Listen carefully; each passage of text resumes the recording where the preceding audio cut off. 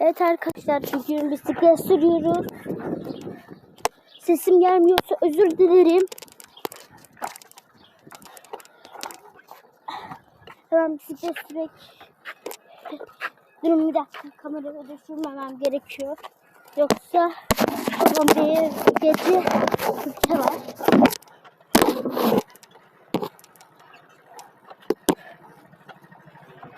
Hemen orada motor vardı. Müktiyav. Şempazini. Or isbanani. Or. Şempazini vananini. Valla. Fren yapmam gerekiyor. Fren. Fren.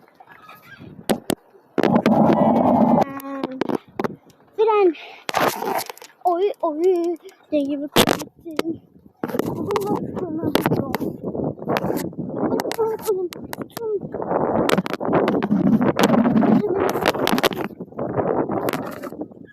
Evet arkadaşlar, bu kadardı. Bye.